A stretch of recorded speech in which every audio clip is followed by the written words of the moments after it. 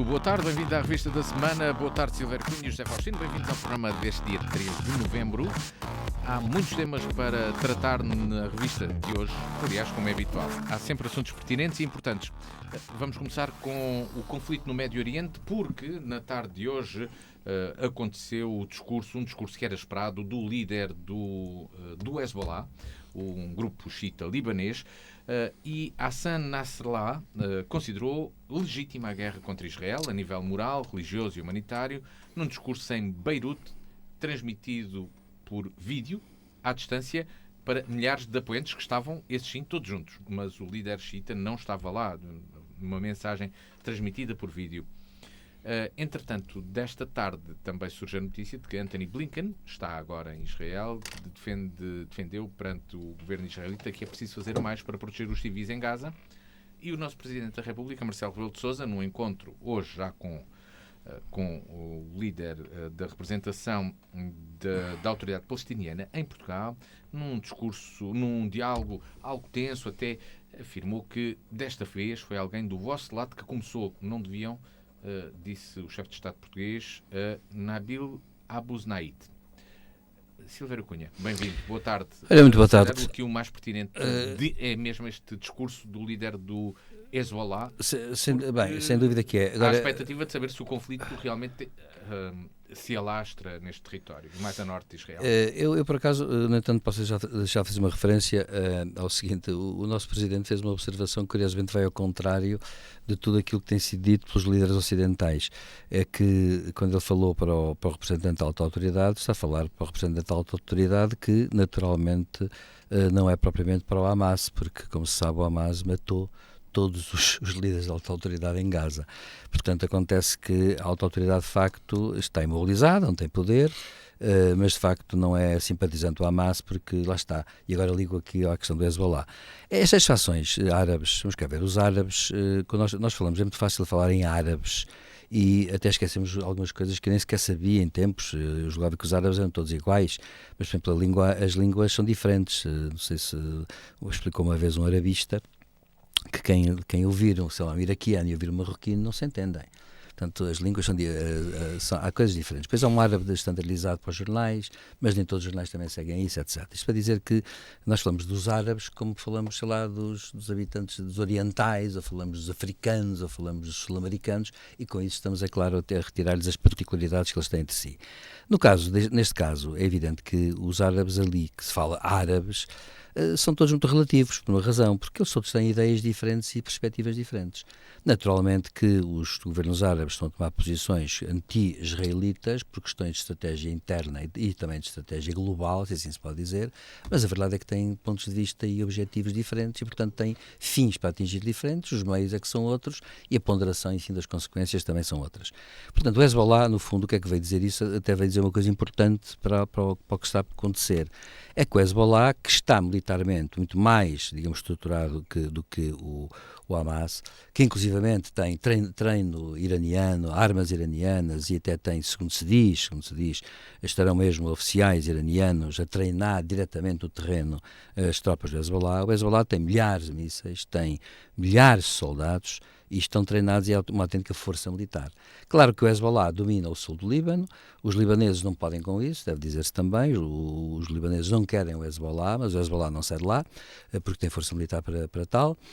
Dado que o governo libanês, pode dizer-se que o Líbano hoje é um Estado falhado, portanto é um Estado sem qualquer governo, qualquer espécie, e portanto o que acontece é que o discurso do líder do Hezbollah, que é xiita, enquanto que os outros árabes são sunitas, veio pôr uma questão, veio estabelecer uma diferença, veio dizer, no fundo, que o Hezbollah não tem responsabilidade nenhuma daquilo que está a acontecer em Gaza. E, de certa forma, isso é curioso, porque vem, no fundo, retirar, digamos assim, ao conflito, alguma tensão. Claro que eles mandam os rockets para Israel, claro que Israel está em alta preocupação porque já evacuou mais de 20 mil pessoas no norte de Israel, o governo israelita já mandou evacuar 20 mil pessoas, mas a verdade é esta, é que o Hezbollah não está propriamente, digamos assim, arquitetado para o Hamas até mais ver. E esta mensagem foi uma mensagem desse tipo, foi uma mensagem política importante, porque veio dizer, no fundo, o quê? Bem, que lutar contra Israel é legítimo, mas isso sempre os árabes todos disseram, e esse é um dos grandes erros dos árabes, aliás, desde 48 foi esse, a meu ver, foi um erro, independentemente agora de quaisquer outras considerações, digamos assim, de facto, históricas, etc. Foi um erro na altura, um erro estratégico, digamos assim. Portanto, o que o Hezbollah veio dizer, que isso é que é o importante, é que veio, no fundo, ligeiramente demarcar-se da situação que está a passar em Gaza, relativamente à problemática do combate, digamos assim, contra o Hamas. Em segundo lugar, queria só frisar para acabar que Blinken foi digamos, repetir a doutrina americana que tem estado, digamos assim, a ser seguida. A doutrina é esta, é simples, há um direito internacional, há que respeitar normas, um Estado tem que respeitar normas, senão não é Estado, é um movimento qualquer, político ou militar ou coisa do género, e acontece que, no fundo, o que os americanos vieram dizer foi reafirmar a sua posição, também porque a verdade é esta, é bom lembrar o seguinte, a rua árabe, como a rua em grande parte do mundo, assenta em pressupostos um bocado diferentes, eles veem-nos de forma diferente, e isto é uma questão que também deve ser objeto de uma reflexão estratégica. Vamos cá ver, podemos ter relativamente, digamos, às questões do Hamas e às questões do conflito do Médio Oriente, posições muito diferentes, digamos assim, e achar que há ali uma certa irracionalidade política. Mas estrategicamente temos que confessar uma coisa, temos que reparar que há em muitos sítios do mundo, a mensagem de Israel, por exemplo, não chega. E a mensagem do Hamas chega. Pronto. Porquê? Porque são conflitos que existem há muitos conflitos em todo o mundo, há muito ressentimento acumulado e toda a gente sabe que o ressentimento é mãe de todas as guerras. Pode dizer-se que isto é uma coisa, enfim, que já Hegel descobriu na sua célebre Fenomenologia do Espírito e pôs isso num livro de filosofia no século XIX, quando ele disse que, no fundo, o que os povos querem é a luta pelo reconhecimento.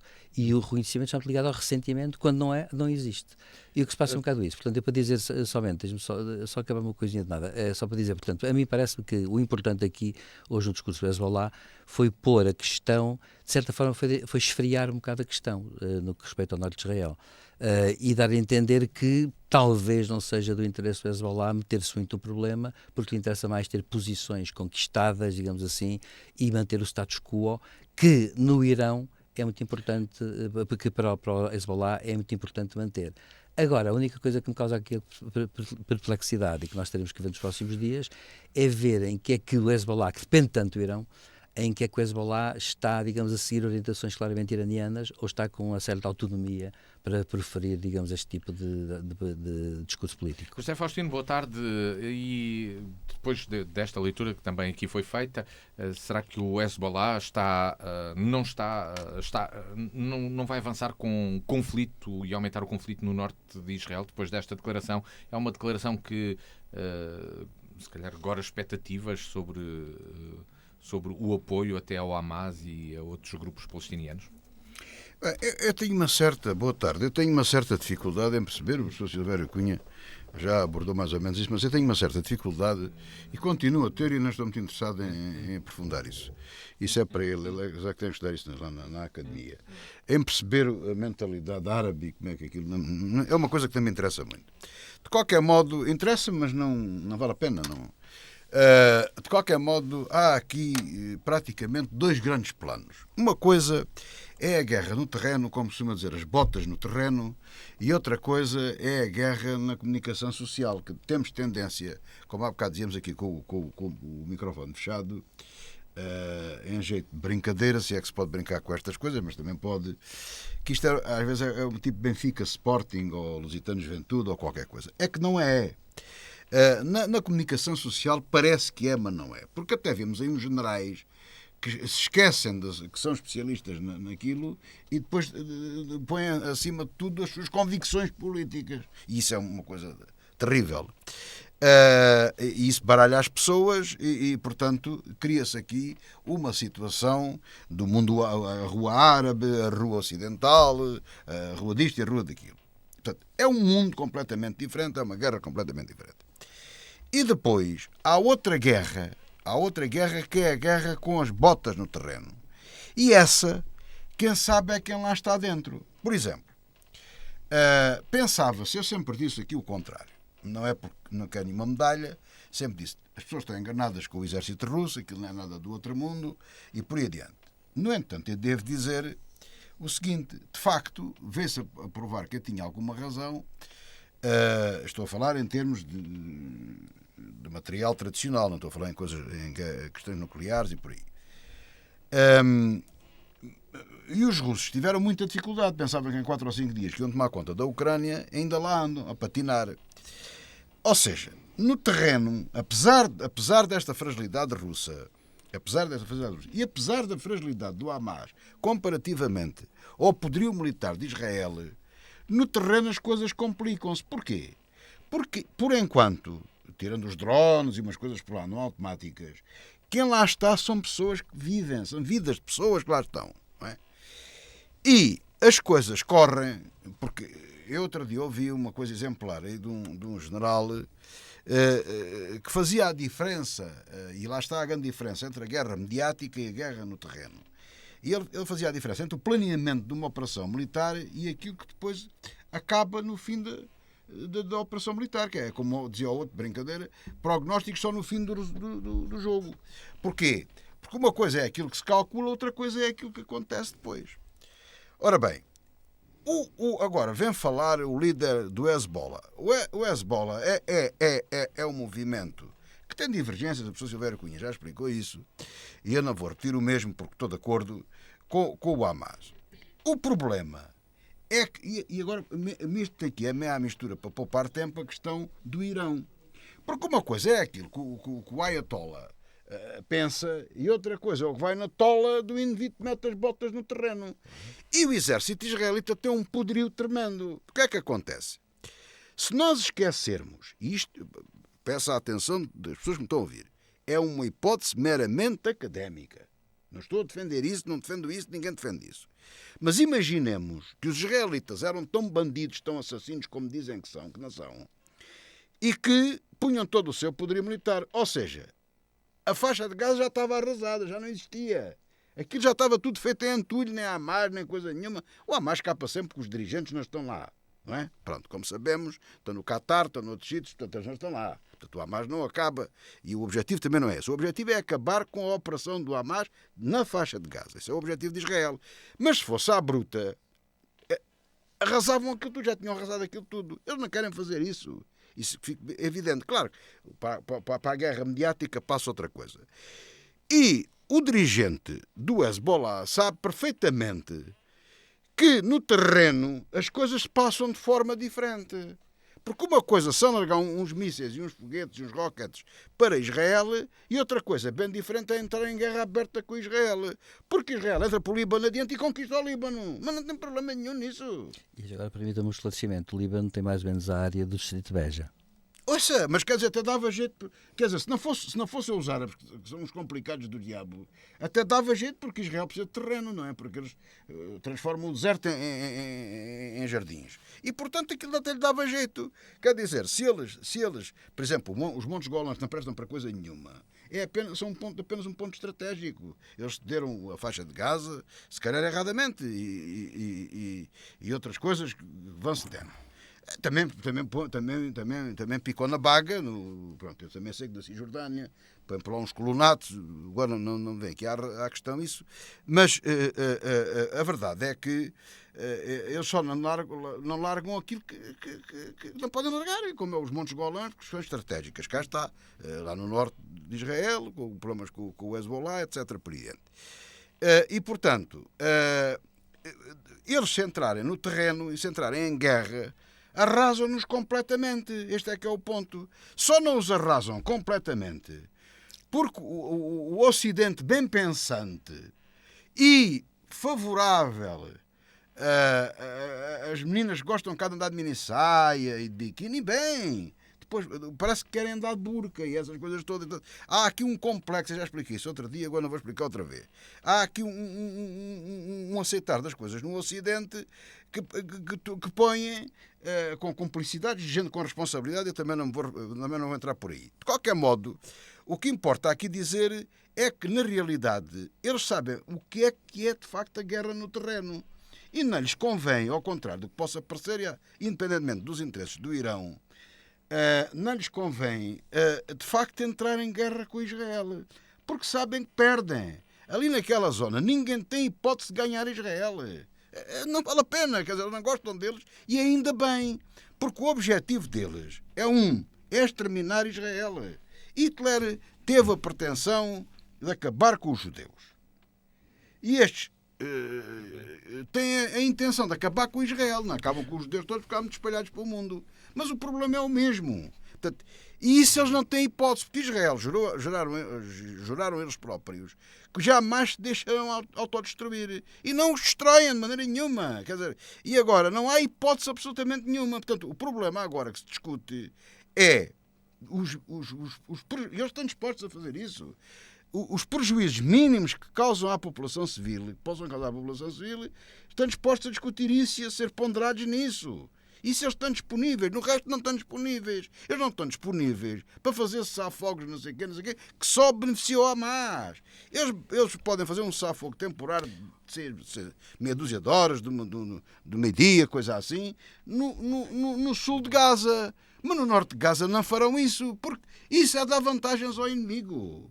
Isto é que o conflito... Agora, por muito que isto nos doa a todos, morrem pessoas de parte a parte, crianças de parte a parte, mulheres de parte a parte, homens de parte a parte. Por muito que isto nos custe, a realidade do terreno, a guerra no terreno, é diferente da guerra mediática. Este conflito é um conflito que vai durar e vamos naturalmente continuar a acompanhá-lo. Na próxima semana existirão novidades, certamente. Para já, mas vai durar, Matias, desculpa lá, vai durar muito mais tempo, sabes porquê?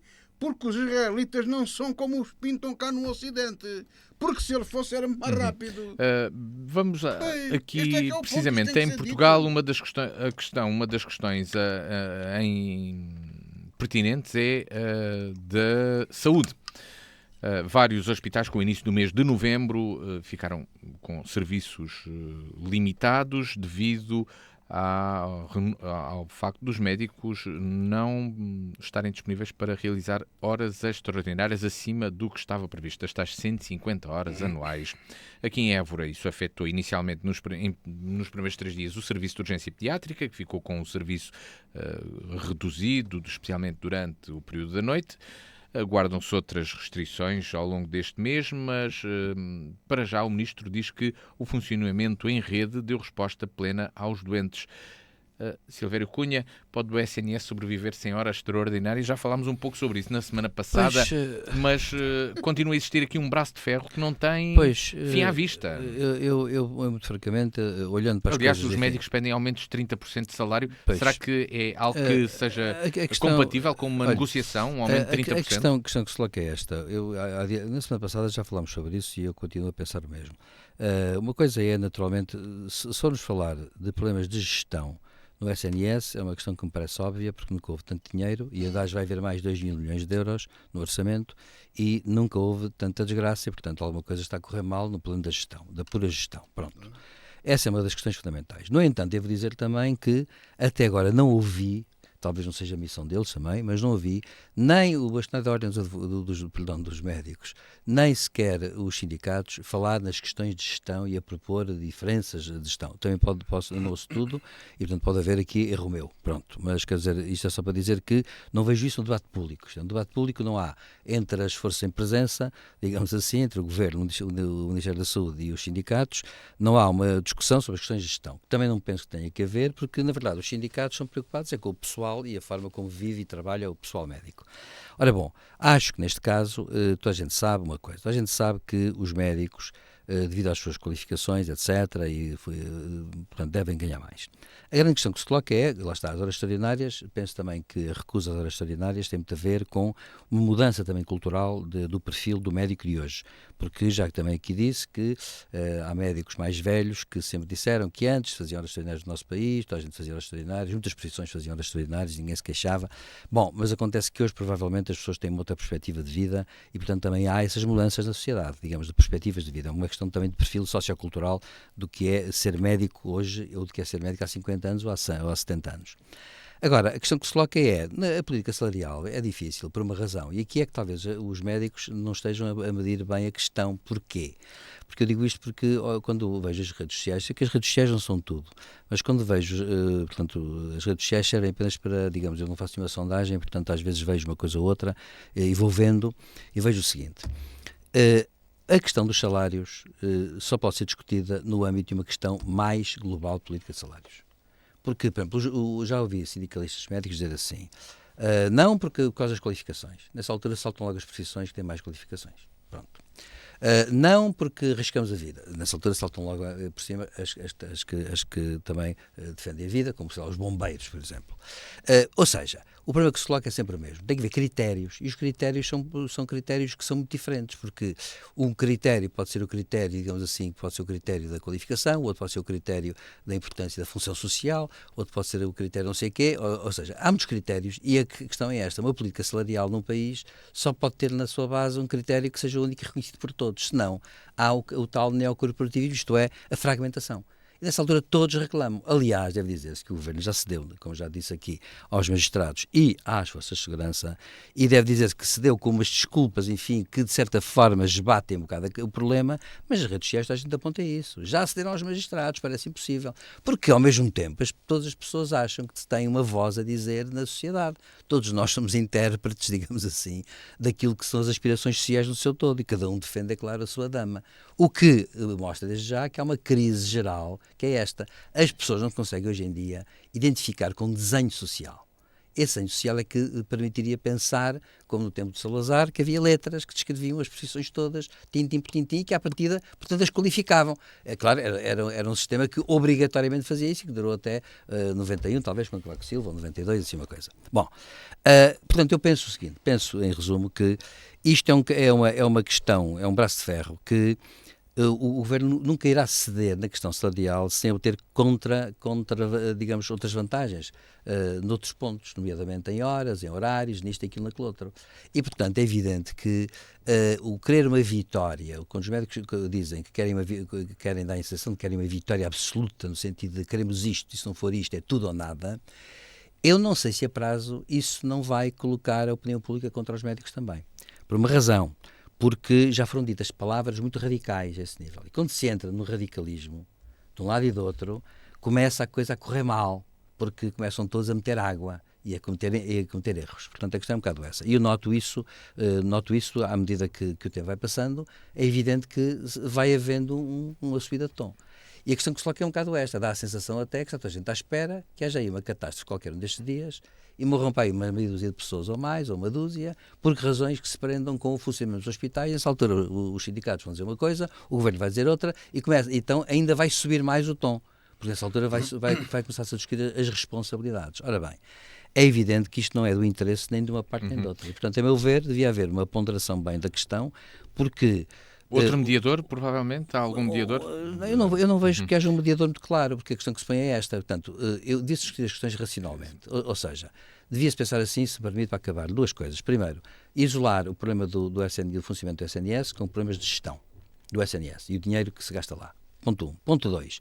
A questão dos salários médicos tem que ser visto de uma forma que era esta. Era o governo ter coragem e dizer assim: vamos pôr em cima da mesa os salários todos que há e que são pagos, e acontece que vamos então discutir uma política de salários. E então dizer assim aos sindicatos: nós compreendemos a fazer isso e vamos apresentar uma política global. Que não fazem isso, porque há uma coisa que este governo está a fazer, a ver, erradamente.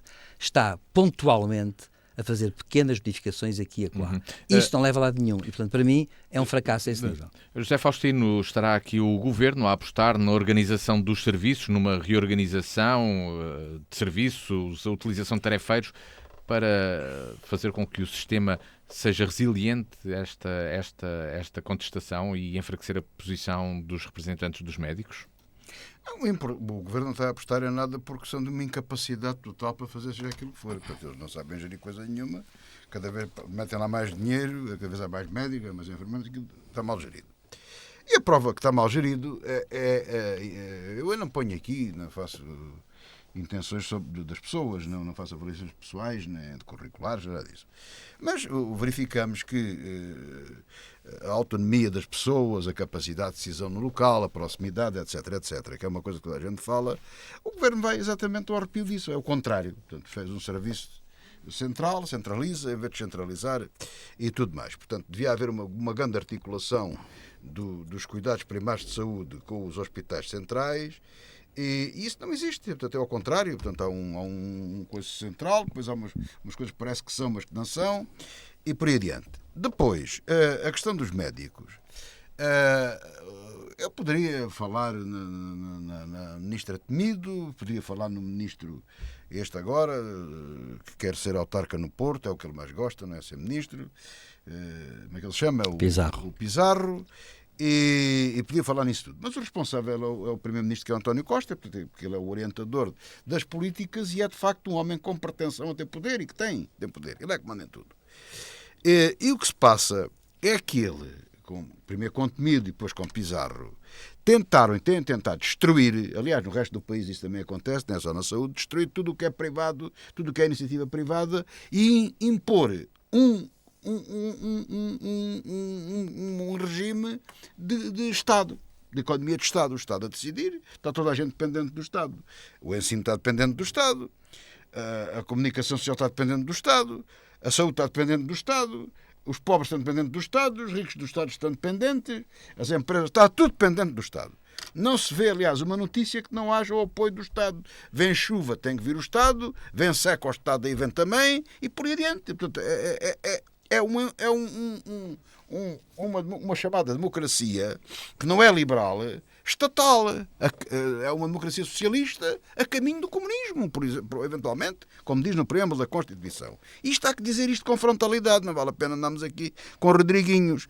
Ora, o problema está que fala-se no Serviço Nacional de Saúde como se fosse uma coisa isolada, autónoma, independente de tudo o resto. Depois vê o Bloco de Esquerda e os outros dizer não, o dinheiro que se mete no Serviço Nacional de Saúde ele não dá para nada porque dão aos privados. E pronto, e a guerra, os privados, os públicos e os privados. É claro que depois querem a exclusividade dos médicos e dos enfermeiros, etc., no Serviço Nacional de Saúde. Depois não têm dinheiro para lhe pagar, diz o professor Silvério Cunha. E bem, as tais letras do Salazar, que aquilo era tudo por igual. Isso não existe. Não existe, nem são capazes de fazer isso. E de maneira que não conseguem remunerar os médicos dentro das expectativas que eles têm e dos conhecimentos que eles têm e do valor que têm perante a sociedade e os seus serviços. Isto equilibrava-se, como de certa forma já se equilibrou. A democracia em Portugal tem quase 50 anos, portanto não é uma coisa de ontem.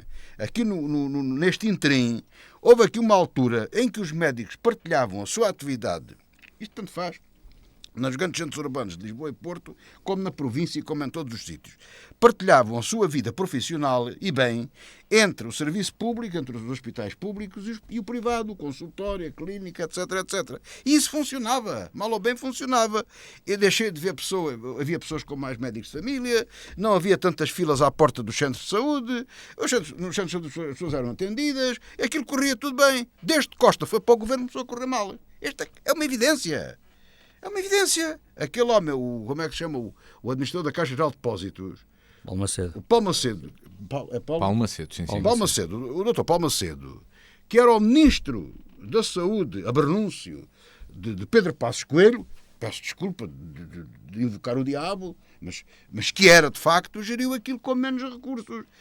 Eles que tenham a capacidade de tirar da Caixa de Depósitos, peçam para ele ir outra vez para o Ministro das Finanças, lá que ele não quer ir, não é? Da saúde, neste caso. Da saúde. Das Finanças também lá esteve.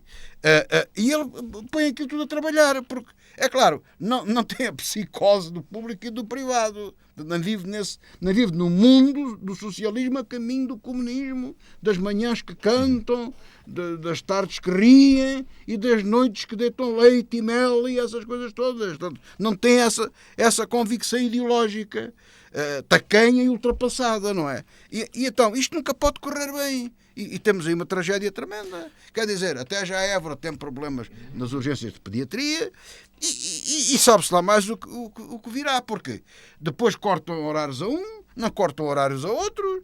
É uma confusão. Em resumo, porque não sabe o que está a fazer. Quer dizer, eu não vejo aqui outra forma de encarar esta perspectiva. Com toda Desta a questão franqueza, que até já abordámos também na semana passada. E depois não vamos... há cá redes. As redes, Estamos... as redes são as redes das telecomunicações e as redes de pesca. Quer dizer, isso é tudo conversa das redes. Estamos a meio do nosso programa e entramos com vários temas para tratar de uma forma mais célere. Primeiro, a questão da venda da EFASEC, bastante teatizada durante esta semana. Há partidos, a oposição quer comissões de inquérito à venda da EFASEC. Silvério Cunha, justifica-se uma comissão de inquérito à venda da EFASEC? O Governo vai colocar na empresa 400 milhões de euros. Ou seja, vende com um custo de 400 milhões de euros. Não vende por esse valor. Eu sobre a EFASEC nada sei, a não ser aquilo que ouço. Há dias o Ministro da Economia todo contente, na televisão, a dizer muito bem do negócio. A verdade, no entanto, é esta. Claro que, portanto, não faço ideia nenhuma se, de facto, enfim, a EFASEC seria em maus lençóis e, portanto, obviamente que vende-se sem qualquer, com custos, como estava a dizer o Matias, e bem. Agora, há uma coisa que também me parece, no entanto, importante dizer. Quando há estas negociações de vendas, haver uma comissão de inquérito no Parlamento por tudo e por nada também não é contraproducente nos negócios, como é evidente. Isto é, não podemos querer ver o governo em cuecas, se me permite a expressão, não é? O governo não pode estar sempre em cuecas. Portanto, acontece que nestas coisas há que haver transparência, claro, há que haver um bocadinho de transparência, embora nas negociações deste tipo haja sempre um fator que não pode ser, digamos, muito revelado e, portanto, acontece que, não sei se aqui está a ser bem ou está a ser mal conduzido, não faço ideia. O que eu lamento sempre é que se venda tudo com prejuízo, porque, de facto, a gestão, entretanto, levou a que realmente houvesse, digamos assim, uma má gestão. E esta é uma questão que é importante dizer pelo seguinte: eu ainda não entendi porque é que em Portugal acontecem estas coisas de facto. Realmente, há bocado o José Faustino estava a dizer, com uma certa graça até, na minha opinião, porque o nosso país estava tudo dependente do Estado, era assim, era assado, acabava sempre a acontecer a mão longa do Estado, entra em todo lado e apoia tudo, porque senão parece que nada funciona. Ora bom, acontece que efetivamente há aqui uma questão que é curiosa, que é, eu não sou economista, portanto não faço ideia nenhuma do como é que é, mas o tecido, digamos assim, empresarial, como é que isto funciona? Como é que funciona em Portugal? Seria interessante, eu nunca li nada sobre o assunto, mas seria interessante saber como é que funciona isto. Porquê? Porque isto só mostra uma coisa, que é, há a sociedade civil, que tanto se fala, que teria dinâmica, que teria aquela capacidade toda. Tem sido asfixiada neste Pronto, tempo todo, ora bom, exatamente, ora bem. Portanto, essa a questão. Portanto, é por isso. A questão é, exatamente, e portanto, acontece que essa falta de capacidade digamos, de viver e digamos, de funcionar, claro que é um problema, digamos, que também em parte é histórico, deve dizer-se, quer dizer, nunca foi muito favorecido, deve dizer-se, mas a verdade, no entanto, é que também não se deixou avançar. E eu julgo que isso está nas causas remotas, digamos assim, dos problemas, que depois conduzem a coisas muito concretas, que são estas. É que parece que dá a impressão que nós temos gestores que não sabem gerir, dá a impressão que é tudo um problema, que é tudo, se o Estado não intervém, fica tudo quieto, fica tudo paralisado, e qualquer dia... Olha, eu termino com uma história verdadeira que é anedótica. A seguir ao 25 de Abril, quando se pensava que tudo podia ser feito pelo vento das Forças Armadas, eu nunca mais me esqueço uma notícia do jornal, o José Faustino certamente conhece estas notícias destas também na altura. Uma vez houve em Lisboa uma alfaiataria, que tinha cerca de 5 alfaiates, que pediu a intervenção do Estado na alfaiataria. Claro. E isto é uma coisa muito curiosa, porque mostra ao mesmo tempo que as pessoas, eu até penso que eles estavam cheios de boa fé, porque estavam aflitos também. E eu penso que isto mostra também um bocado a mentalidade que existia há 50 anos, bem entendido. Mas acontece que, de certa forma, há aquela ideia de que, no fundo, haverá sempre, digamos, uma entidade que virá salvar tudo. Ora bem, isto tem um perigo e uma contrapartida, com isto termino. É que a partir do momento em que, na economia privada, em que há o risco, e para isso tem que haver também o lucro, não é? Acontece que, se não há riscos, então, e se não há lucros, acontece que alguma coisa está muito mal aqui a funcionar. E é isso que eu acho que está a acontecer. José Faustino, o Chega diz até que quer avançar com uma providência cautelar, que é a longa mão do Parlamento a querer intervir? Eu não sei, isso não sei, quer dizer, o que eu sei é uma coisa que eu não sei. O problema da EFAS é que estava muito mal. Aliás, havia uma que era os cabos de Ávila e outras coisas mais outras elétricas e coisas destas. Elétricas não se chamam assim, mas pronto. Coisas de material elétrico, a EFASEC, sobretudo, construir coisas de automatismo, transformadores, etc. E aquilo estava na mesma que está agora, e o que é certo é que entrou a empresária angolana Isabel dos Santos, Eu sempre aqui disse várias vezes que tinha dúvidas sobre a origem dos capitais que ela usava, inclusivamente, e à banca portuguesa financiar-se e tudo isso. Portanto, isso andou tudo a correr às mil maravilhas, até que o Ministério Público angolano pediu a Portugal para,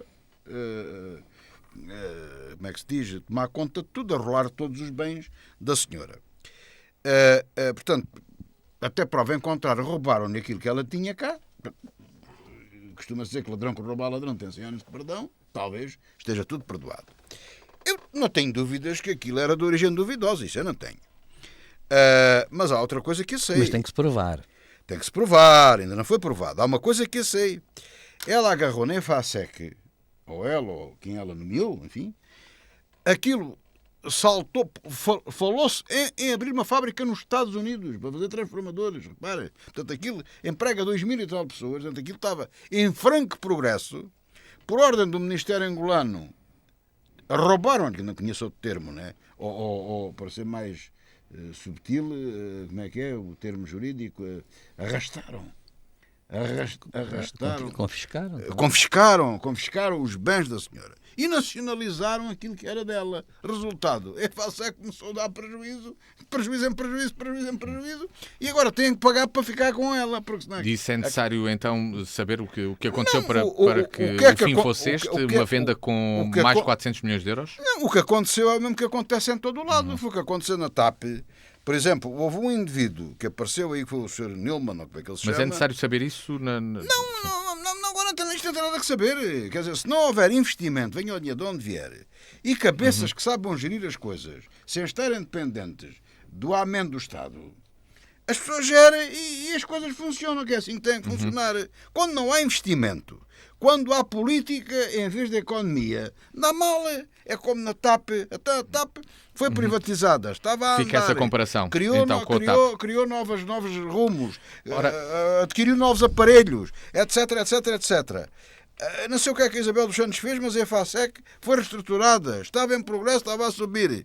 Numa e noutra, bumba, nacionalizada, uma por um motivo, outra por outro. Foi por aí abaixo. Ora, precisamente e a TAP... dizem-me assim, então, mas o Estado gera sempre mal. Eu não sei onde normalmente se mete a gerir. Se não for com injeções de dinheiro sucessivas, tipo CP e coisas do género, não é? Vai tudo à falência. Eu não sei se gera bem, se gera mal.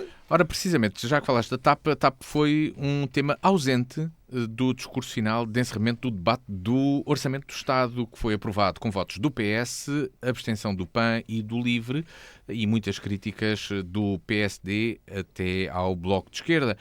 Silvério Cunha, este foi um orçamento aprovado, não havia dúvidas disso, porque temos uma maioria parlamentar na Assembleia da República, uma maioria de um partido, mas há aqui duas abstenções, e as críticas, será que foram críticas acutilantes ou não, da oposição?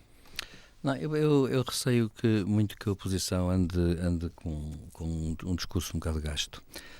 As oposições, aliás, não é a oposição, as oposições. Acho que está a haver um discurso um bocado gasto e repetitivo e que não leva a lado nenhum assim. A questão é esta. Há uma coisa que tem sido dita muitas vezes e que, do meu ponto de vista, estão todos não direi, mas o Partido Socialista está a padecer disso, claramente, que é o país tem que ter uma estratégia qualquer, já disse isso algumas vezes, mas de facto parece-me que é importante isso.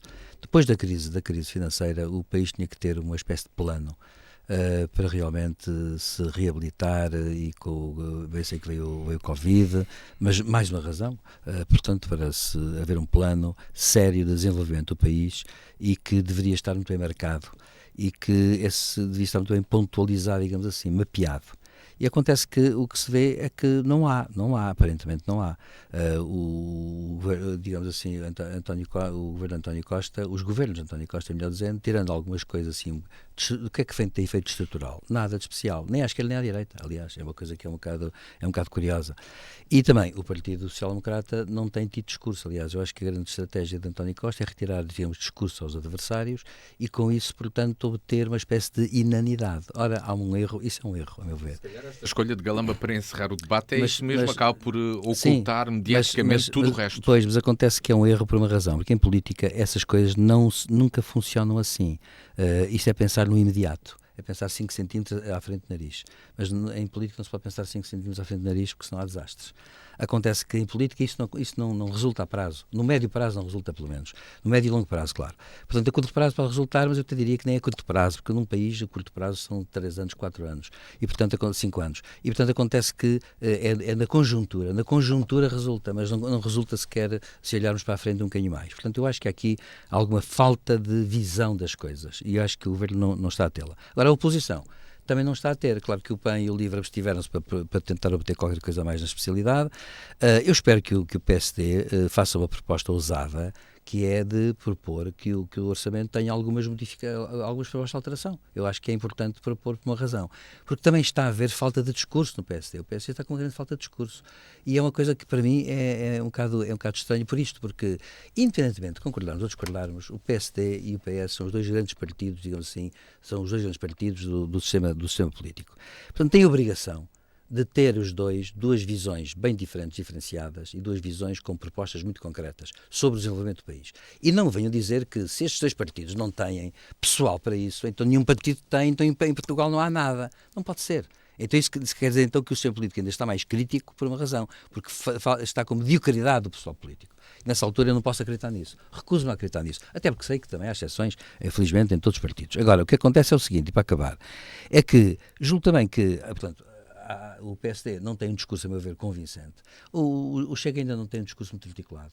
Protesta contra muita coisa, sim, mas é um discurso mais de protesto do que outra coisa qualquer. A Iniciativa Liberal, curiosamente, apaga-se muito, também anda ultimamente muito apagada, faz propostas, mas são propostas que, lá está, são propostas também um bocado avulsas, falta um programa a esse nível, que o PSD... Mas programa, o que é que não são divulgados na comunicação social? O programa da Iniciativa Liberal, o PSD deveria ter um programa, digamos assim. Esse devia. Devia ter um programa bem estruturado. Também tem, não tem muito bem estruturado, mas também tem. Mas devia ter. É um partido que tem mas a comunicação social... Agora, à esquerda o que acontece é que as receitas são sempre as mesmas e, portanto, eu aí vou ser franco. Acho que, para além de questões daquela ideia de o público, aquela dicotomia público-privado, o estatal e o privado, essa dicotomia é uma dicotomia que, a meu ver, tem que ser mudada. Por uma razão. Porque, se não for assim, digamos assim, a prazo, isso não leva a lado nenhum, hoje em dia. Portanto, em suma, eu penso que há uma grande falta de imaginação política. É o que eu queria chegar. E parece que não, mas a imaginação é muito importante. É preciso ter um imaginário político. Porquê? Porque se não tivermos um imaginário político, não somos bem motivados a ter soluções, novas soluções. E acho que Portugal está muito necessitado de novas soluções. José Faustino, a oposição é quem aqui está mais apagada neste... Não, a oposição é igual neste debate do Parlamento e do Orçamento, perdão. A oposição é igual à situação. Aqui é a mesma coisa. É como na guerra. Uma coisa é o orçamento, a aplicação de contas. Né? O orçamento é a aplicação de contas públicas no terreno, outra coisa é o orçamento mediático. O professor Silvério Cunha não se apercebe disso e, enfim, tem todo... É pertinente que assim seja, não se apercebe ele, não se apercebe ninguém. Mas, de facto, há quem faça propostas. A Iniciativa Liberal tem feito propostas, o PSD também tem feito propostas. É verdade que as propostas do PSD não são muito diferentes das do PS. Também é verdade. Mas as da Iniciativa Liberal são. Só que é muito aborrecido, sabe? É muito aborrecido. Taxas de juros, taxas de coisas, de investimento, coisa que... É muito aborrecido. Tal economia, as pessoas não estão para aí muito viradas. Mas não vejo na Iniciativa Liberal ninguém com visão para o país, quero que lhe diga. Não, mas está lá, estão lá aos programas, estão lá a visão. Eu acho que o que vai acontecer tem que aparecer novos movimentos. Até não há. Sei lá, e aqui até nem é preciso ir para a Iniciativa Liberal, aquele homem, o líder do PSD, tem uma visão para o país, o líder parlamentar do PSD. Não é ele sozinho que faz tudo, ele somente tem uma visão e há mais pessoas que têm visões para o país. Olha, quem não tem é o António Costa, esse não tem. O Montenegro não me pergunta se tem ou não tem. O Costa não tem. Eu penso que vai ser preciso que apareçam novas forças. Olha, o que eu lhe vou dizer... Não é novas forças, olha lá. O problema que aqui está é que temos que pôr para trás das costas uma série de preconceitos. E o senhor acabou por tocar lá no ponto, não é? Que é acabar com essas brigas do público e do privado e há bocado falou da causa porque é que o setor empresarial privado não desenvolve não sei o quê. Por uma razão muito simples. Porque não há investimento, nem querem que eles investam. E têm raiva a quem investe, porque aqueles que querem investir, eles não os deixam investir. Eu não sei se o senhor tem perdido tempo nisso, é provável que não, porque isso passa tudo muito rápido. Mas de projetos e projetos se têm perdido. Outro dia vi uma reportagem engraçada que se falou que há uns anos atrás andavam aí uns indivíduos a comprar aldeias em Portugal. Isso foi tudo à falência. Porquê? Falta de visão, falta de licenciamentos, falta de andamento. As pessoas investiram o seu dinheiro, perderam dinheiro e que foi tudo à falência. Não há apoio para nada, não há visão para nada, de coisa nenhuma. Portanto, é um país de gente cega, entre aspas, não é? Portanto, este é que é o ponto. O próprio Estado, se o senhor for ver, porque isto, o orçamento, eles disseram que se vão curar do mal das cativações. Mas isso é conversa. Porque eles aplicam para aí 20% ou coisa daquilo que se propõem para investir. O próprio investimento público não é feito. Portanto, este orçamento é mais um orçamento de treta. É a continuação daquilo que definiu Passos Coelho e a Troika numa situação de crise. É um orçamento de austeridade, ninguém tenha dúvida nenhuma, em que recolhe mais receitas de impostos do que aquilo cede, e continuamos nisto, parecendo que a coisa que se compõe, não é? As contas certas e tal. Lembro que o Salazar também teve as contas certas 48 anos.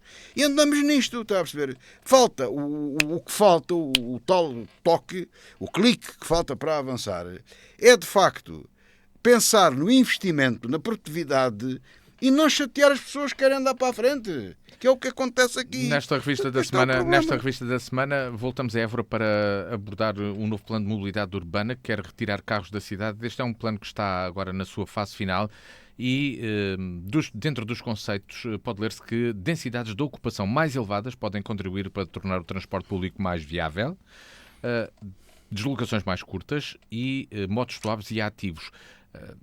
Mas o Alentejo e Évora é precisamente um território de baixa densidade e não de grande densidade. São conceitos que confrontam com aquilo que somos. Enfim, olha, eu vou ser franco, eu sou um peão por definição, sou peão. Portanto, eu sou um peão. Agora, a questão é esta. Para mim, no entanto, a questão põe-se para... Desculpe lá, mas eu acho engraçado. Eu sou um peão. O senhor lembra-se de uma música que havia? Eu sou um pêssego. Bom, agora a questão que se põe é assim. O senhor é um peão. Eu sou um peão. Agora a questão que se põe é assim. Eu acho com muita franqueza o seguinte. Eu acho que está a haver, como disse o Matias, e bem, tem que haver um cálculo. Hoje em dia há um bocado aquela ideia de que, portanto, temos que tirar os carros das cidades e tal. Enfim, podemos ter essa ideia por razões de ordem vária. Agora, a questão que se põe é a seguinte. Tem que haver, de qualquer modo, em qualquer estilo de vida, eu aplico sempre um ditado. Para se viver, é preciso primeiro poder viver. Portanto, não vale a pena nós estamos a evacuar as cidades de carros para não haver uma boa rede de transportes públicos, se não houver, por exemplo, se não houver as vias não estiverem devidamente, digamos, não houver capacidade para pessoas até, sei lá, de mais idade, etc., poderem ir a todo lado. Portanto, tem que haver um plano muito integrado a esse nível. E qual é o meu receio? Portanto, eu não tenho nada contra a ideia de haver menos automóveis, menos poluição, menos o que quiserem. Não é que a questão não se põe assim. A questão é outra, tudo isto tem que ser equilibrado e compensado. Além de que há também a liberdade das pessoas escolherem. Portanto, evidentemente, há depois a liberdade. Há pessoas que, sei lá, eu conheço pessoas que a 100 metros não se metem no carro. Bem, eu não acho aconselhável para a saúde, mas acontece que admito que quem queira fazer também o possa fazer. Bom, agora a questão é, dentro desse espaço de liberdade individual que tem que existir sempre, e dentro daquilo que são digamos, o que deve funcionar, digamos, hoje em dia numa cidade moderna, tem que haver, sobretudo, meios, e há meios alternativos. Para quê? Para que a emenda não seja pior que o soneto, como se costuma dizer. E aqui é que está o meu medo em Portugal, em Portugal em geral. Aqui em Évora, sinceramente, não sei, porque não conheço qual é o plano. Mas eu faço todos os dias, enfim, tudo a pé, pelo menos enquanto puder farei tudo a pé e bem, mas acontece que admito perfeitamente como peão que sou, agora admito perfeitamente, no entanto, que haja casos de exceção e essas pessoas que não podem fazer tudo a pé têm que ter uma alternativa decente. Não é só uma alternativa qualquer, uma alternativa decente. E essa alternativa decente é o equivalente. E, portanto, esse é o que é o problema, é cautelar isso. Agora, se me disser assim, eu gosto de apanhar menos poluição, se é que agora se pode falar em poluição a esse nível, dado que agora fala-se tudo em carros elétricos, claro. Agora, é peão. Quando sou peão, exatamente. Mas quando o peão vai dentro do carro, o caso já muda de figura. Não muda de figura, Agora a questão que se põe não é essa. Agora a questão é, lá está, tem que haver uma alternativa, como digo, equilibrada. E o grande problema que se põe é este. Que alternativas há? porque não basta ter só palavras de ordem nesse sentido. Eu confio que a Câmara tenha, evidentemente, aqui uma capacidade de discernimento da questão, até porque, como o Matias disse, também é verdade. Évora é uma cidade que é uma média cidade, uma cidade média, portanto é uma cidade que não tem os problemas que têm as cidades grandes, as verdadeiras grandes cidades, ou os grandes aglomerados, digamos, metropolitanos, digamos assim. Aí sim acho que tem que haver planos muito mais integrados, muito mais complexos para resolver a questão, mas há mesmo põe-se o problema das alternativas, nunca se deixa de pôr o problema, seja como for, e portanto eu penso que a ideia que a Câmara tem de uma vida melhor qualidade de vida, etc., depende das alternativas que forem oferecidas e depende, portanto, muito da capacidade que houver de interpretar bem isso. José Faustino, mas para quem circula, uma das frases que se escuta facilmente é que o trânsito está um inferno. Pois, eu com o devido respeito aqui pelo peão e todos os peões em geral, que eu também sou, mas também sou automobilizado, sou automotorizado, não é? E quando é para passear, gosto de ser peão. Quando é para ir trabalhar, gosto de ir de carro, porque não há autocarros, não há meio dinheiro. Évora mas já não há meios. Não, Évora é pouco mais que uma aldeia. Praticamente isto não é uma... exagero. Não, mas sei lá, vamos lá também, quer dizer, eu sou de Évora e gosto muito de Évora, não é? Quer dizer, vamos lá ser realistas, não é? Quer dizer, Évora é pouco mais que uma aldeia grande, pronto. Ainda bem. Agora, o problema foi que... Qual média? É uma cidade pequena. Agora, o problema é que a aldeia, já há muito tempo que os aldeões têm carros, há peões e há outros. E, e os autocarros, cada vez há mais autocarros, e é muito complicado. Bom, eu acho que tenho que aplaudir a iniciativa da Câmara em pensar em fazer um plano de mobilidade, porque já há muitos anos que não se falava nisso.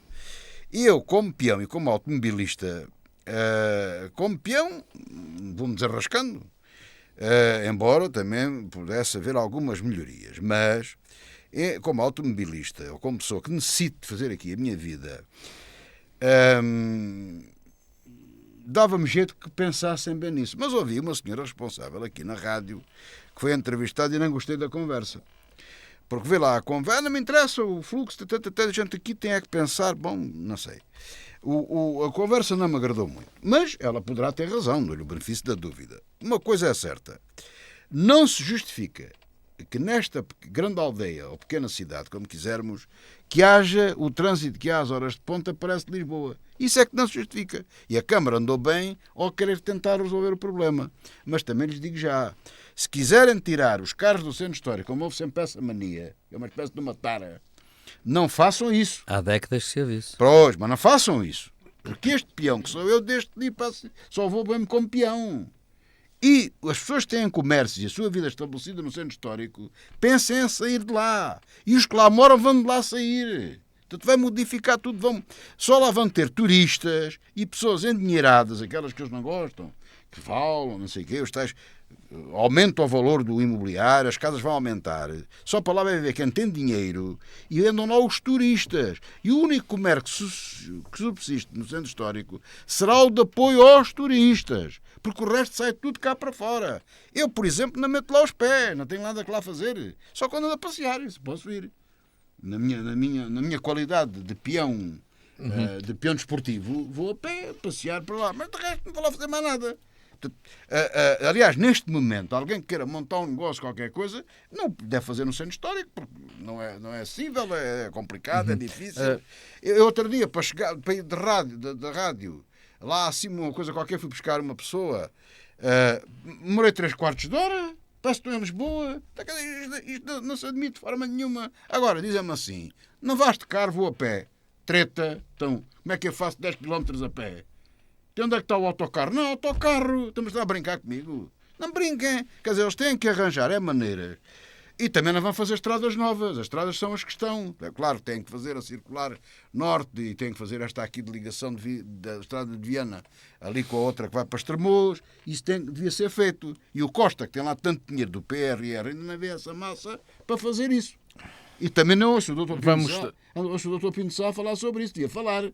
Já lá devia ter ido bater o pé a pedir esse dinheiro. Porque é importante que isso se faça, não é? Para terminar o era programa muito útil. Agora, não venham com tretas de me impedir de andar de carro, porque eu tenho uma medida melhor. É essa mesmo? Transformar toda a gente em peões como o professor Silvério Cunha. Ninguém anda de carro. O problema está resolvido. E trotinete. E trotinete? Não, trotinete não. Acabe-se lá com isso. Pode atropelar o peão. Nada disso. Para terminar o programa, falamos do conflito na Ucrânia. O chefe do exército ucraniano disse a uma revista britânica que a guerra estancou numa fase de posições. O Kremlin discorda. Silvério Cunha, esta guerra está mesmo congelada na Ucrânia? Já às vezes falámos aqui do assunto. Será que é assim que estamos? Bem, as guerras nunca ficam congeladas muito tempo, mesmo que aparentemente sejam congeladas.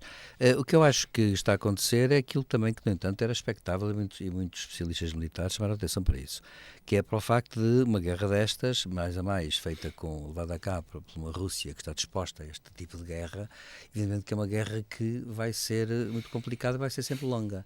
E o problema que se põe hoje, e há dias vi na televisão um especialista reputado dizer que neste momento a questão está complicada porque estão a morrer diariamente entre 600 a 1000 ucranianos, portanto, soldados, o que é muito, para um país é muito. Repare que se chegarmos ao final de um mês temos que ter 18 mil mortos, não pode ser. Isto não se aguenta numa guerra assim, com o tempo. E o problema que se põe é precisamente esse. Eu acho que a Rússia tem uma estratégia que aposta nisso por uma razão, porque, como já na última semana eu disse, de facto o Putin, o exército russo leva a cabo um tipo de guerra que é muito, muito particular. Por exemplo, aquilo é uma máquina que funciona de forma diferente em tudo, até psicologicamente. Por exemplo, aquela coisa de quem não cumpre ordens é executado no exército russo. Foi dito e não foi desmentido. Há um rigor a esse nível muito grande. Foi sempre assim no regime totalitário. Sim, mas acontece que esse tipo de coisas. O que acontece? O Hitler fazia o mesmo. Faz com que haja aquilo que se chama uma frente, digamos assim, de combate, de que, se for preciso, avança ali sempre, porque há um temor, inclusive dos próprios. As pessoas estão, digamos assim, desesperadas daquele lado. E o que é que sucede? É que isto a prazo levanta um problema grave que é este, é que enquanto houver este escaqueiramento, eu sempre achei que é uma guerra longa, onde a Ucrânia, pouco e pouco, vai sendo escaqueirada. Porque isto está ali uma zona em que o que é que interessa a Putin? É manter, no fundo, cansar com o tempo e manter ali a Crimeia e o Donbass na mão, para ainda tem aquela parte do território que ele ainda tem e que pode ir recuar em negociações e dizer assim, agora quando querem falar de paz, falem, mas acontece que isto já é intocável. No fundo, ele está a jogar nisso. Nem que para isso morra o mundo. Aquela questão é um bocado esta. É um tipo de mentalidade muito especial. Muito especial neste sentido, não é que seja positiva. Pelo contrário, é uma mentalidade antiga. Isto realmente voltámos a uma espécie de século XIX das guerras. Não pode fazer de outra maneira. Está entalado. Mas como está entalado, mais uma razão para não mudar. E como não muda, há aqui uma rigidez que acaba por impossibilitar tudo. E eu, de facto, acho que a prazo isto está a se tornar insustentável. A prazo vai ser insustentável. E há o risco, portanto, de começar a haver aqui um deslizamento para posições ou movimentos mais agressivos e que, de facto, se tornam complicados. Porquê? Porque a todo momento um deslize maior pode provocar, digamos, pode ser catastrófico para uma das partes e nessa altura vai valer tudo. E eu receio um bocado isso porque seria o alastrar da guerra. Não é? José Faustino, como é que este conflito está mesmo congelado no campo de batalha? É necessário o salto tecnológico que o chefe do exército de Kiev pede? Pois, eu já tinha dito aqui há um mês, não congelado, mas no impasse. Já tinha falado disso aqui. E continuo a dizer o mesmo. E a culpa é do Ocidente, que não tem apoiado atempadamente os ucranianos. Por que é que aconteceu? Como o professor Silvério Cunha disse, a Ucrânia, a Rússia, num primeiro passo, ocupou a província da Crimeia e depois avançou, já tinha uma parte do Donbass e agora avançou mais. Não conseguiu avançar mais do que isso. Eles queriam tomar conta, era da Ucrânia, tomar conta do regime e tal. Em 2 dias. Exatamente. E de maneira que, como isso não aconteceu, o que é que agora está a acontecer? Agora temos uma linha ali no Donbass e na Crimeia, está ali uma linha que todos conhecemos já quase sem olhar para o mapa. E das duas uma. Ou a Rússia avança e conquista mais terreno e então necessita de 3 soldados para um dos outros, porque então aí a Ucrânia passa a defender. Ou a Ucrânia faz a tal contraofensiva, portanto, para afastar os outros. Precisa de 3, 4 soldados para um russo. Portanto, e os russos têm as linhas defensivas protegidas. Portanto, isto anda à mesa a ser discutido neste passo a passo. Os F-16 só agora é que se prevê que vão meia dúzia deles, depois vai não sei o quê, depois vai não sei o que vai. Portanto, as coisas têm ido, mas devagarinho. Ora, este impasse que pode vir, eu aqui faço uma distinção, não sou especialista militar, mas o impasse pode virar de facto a um congelamento. E eu digo qual é a diferença. O impasse é aquilo em que estamos. E o congelamento era aquilo em que ficámos em 2014, salvo erro. Não é? Aí é que estava congelado. Estava ali congelado, estava ali, naquele ponto. Ora, chegámos a esse ponto.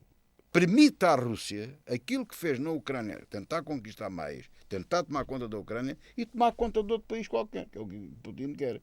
É aquilo que o professor Silvério Cunha tem receio e eu também tenho. E que o Ocidente tem que acautelar e deixar-se parvoíces, não mandar cá com o genocídio de Gaza e outras parvoíces que para aí andam, não é?